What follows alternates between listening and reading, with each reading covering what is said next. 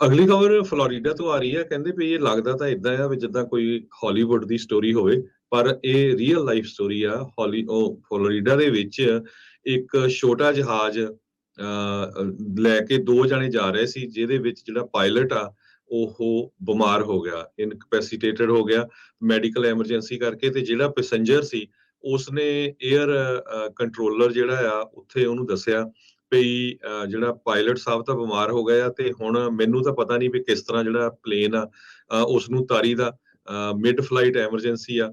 ਤੇ ਕਹਿੰਦੇ ਜਦੋਂ ਫਿਰ ਏਅਰ ਕੰਟਰੋਲਰ ਨੇ ਉਹਨੂੰ ਦੱਸਿਆ ਵੀ ਬੜਾ ਸਾਹ ਲੈ ਸੌਖਾ, ਤੇ ਉਸਨੇ ਪੂਰਾ ਉਸਨੂੰ ਗਾਈਡ ਕੀਤਾ ਵੀ ਕਿਸ ਤਰ੍ਹਾਂ ਵਿੰਗਸ ਨੂੰ ਕੰਟਰੋਲ ਕਰਨਾ ਆ।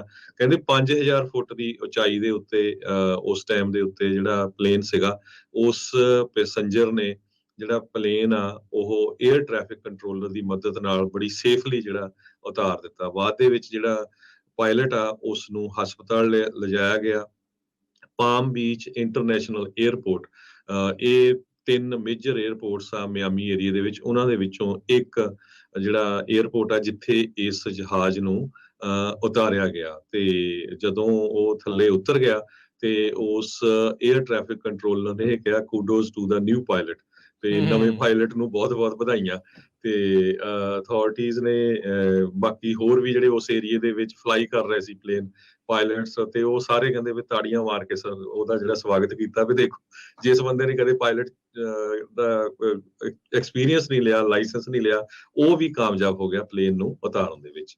ਜੀ ਜਾਖੋ ਰਾਖੇ ਸਾਈਆਂ ਮਾਰ ਸਕੇ ਨਾ ਕੋਈ। ਸੋ ਬਹੁਤ ਵਧੀਆ ਜਿਹੜੀ ਗੱਲ ਜਿੱਦਾਂ ਤੁਸੀਂ ਕਿਹਾ ਵੀ ਇਹ ਨਾਟਕੀ ਘਟਨਾਕ੍ਰਮ ਦੇ ਵਿੱਚ ਇਵੈਂਚੁਅਲੀ ਸਾਰੇ ਜਾਣਿਆਂ ਦਾ ਇਹ ਬਚਾਅ ਹੋ ਗਿਆ। ਤੇ ਚਲੋ ਹੁਣ ਉਹਨੂੰ ਐਜ਼ ਏ ਪਾਇਲਟ ਆਪਣੇ ਕਰੀਅਰ ਨੂੰ ਜਿਹੜਾ ਜ਼ਰੂਰ ਦੇਖ ਲੈਣਾ ਚਾਹੀਦਾ ਆ ਵੀ ਚੱਲ ਕੋਈ ਨਹੀਂ, ਜੇ ਆਹ ਕਰ ਸਕਦੇ ਹਾਂ ਤਾਂ ਅੱਗੇ ਵੀ ਕਰ ਲਾਂਗੇ। ਇਹ ਸੈਸਨਾ ਕਾਰਵਾਂ ਜਿਹੜਾ ਇਹ ਜਹਾਜ਼ ਸੀਗਾ, ਛੋਟਾ ਜਹਾਜ਼ ਹੁੰਦਾ ਹੈ, ਇੰਨਾ ਵੱਡਾ ਨਹੀਂ, ਪਰ ਫਿਰ ਵੀ ਬੰਦਾ ਨਰਵਸ ਹੋ ਜਾਂਦਾ ਆ, ਇੰਨਾ ਜ਼ਿਆਦਾ ਦਬਾਅ ਬੰਦੇ ਦੇ ਉੱਤੇ ਆ ਜਾਂਦਾ ਆ। ਸੋ ਫਿਰ ਵੀ ਬਹੁਤ ਵਧੀਆ ਜਿਹੜਾ ਕੰਮ ਆ ਇਸ ਬੰਦੇ ਨੇ ਕੀਤਾ ਆ, ਤੇ ਲੋਕਾਂ ਦੀ ਤੇ ਆਪਣੀ ਤੇ ਬਾਕੀ ਸਾਰਿਆਂ ਦੀ ਸਵਾਰਾਂ ਦੀ ਜਿਹੜੀ ਉਸ ਦੇ ਵਿੱਚ ਇਸਨੇ ਜਾਨ ਬਚਾਈ ਹੈਗੀ ਆ। ਅਗਲੀ ਖਬਰ ਫਲੋਰੀਡਾ ਤੋਂ ਆ ਰਹੀ ਹੈ। ਕਹਿੰਦੇ ਵੀ ਇਹ ਲੱਗਦਾ ਤਾਂ ਇਦਾਂ ਆ ਵੀ ਜਿੱਦਾਂ ਕੋਈ ਹਾਲੀਵੁੱਡ ਦੀ ਸਟੋਰੀ ਹੋਵੇ, ਪਰ ਇਹ ਰੀਅਲ ਲਾਈਫ ਸਟੋਰੀ ਆ।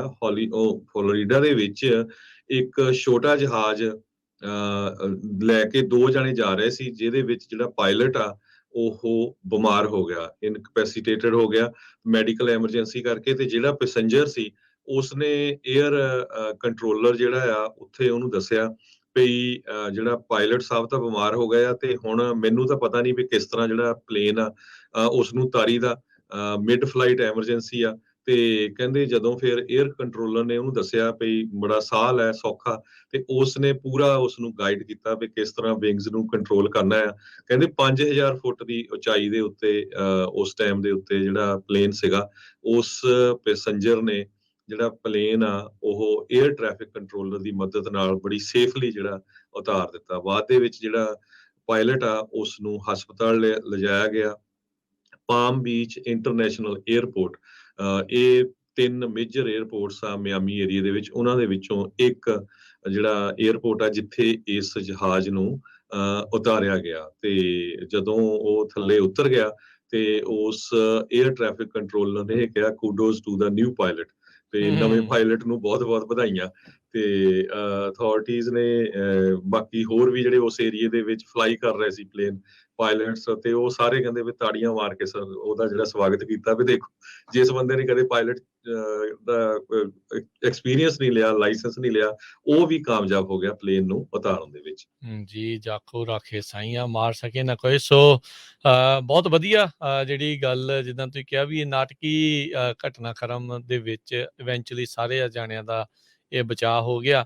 ਤੇ ਚਲੋ ਹੁਣ ਉਹਨੂੰ ਐਜ਼ ਏ ਪਾਇਲਟ ਆਪਣੇ ਕਰੀਅਰ ਨੂੰ ਜਿਹੜਾ ਜ਼ਰੂਰ ਦੇਖ ਲੈਣਾ ਚਾਹੀਦਾ ਆ ਵੀ ਚੱਲ ਕੋਈ ਨਹੀਂ, ਜੇ ਆਹ ਕਰ ਸਕਦੇ ਹਾਂ ਤਾਂ ਅੱਗੇ ਵੀ ਕਰ ਲਾਂਗੇ। ਇਹ ਸੈਸਨਾ ਕਾਰਵਾਂ ਜਿਹੜਾ ਇਹ ਜਹਾਜ਼ ਸੀਗਾ, ਛੋਟਾ ਜਹਾਜ਼ ਹੁੰਦਾ ਹੈ, ਇੰਨਾ ਵੱਡਾ ਨਹੀਂ, ਪਰ ਫਿਰ ਵੀ ਬੰਦਾ ਨਰਵਸ ਹੋ ਜਾਂਦਾ ਆ, ਇੰਨਾ ਜ਼ਿਆਦਾ ਦਬਾਅ ਬੰਦੇ ਦੇ ਉੱਤੇ ਆ ਜਾਂਦਾ ਆ। ਸੋ ਫਿਰ ਵੀ ਬਹੁਤ ਵਧੀਆ ਜਿਹੜਾ ਕੰਮ ਆ ਇਸ ਬੰਦੇ ਨੇ ਕੀਤਾ ਆ, ਤੇ ਲੋਕਾਂ ਦੀ ਤੇ ਆਪਣੀ ਤੇ ਬਾਕੀ ਸਾਰਿਆਂ ਦੀ ਸਵਾਰਾਂ ਦੀ ਜਿਹੜੀ ਉਸ ਦੇ ਵਿੱਚ ਇਸਨੇ ਜਾਨ ਬਚਾਈ ਹੈਗੀ ਆ।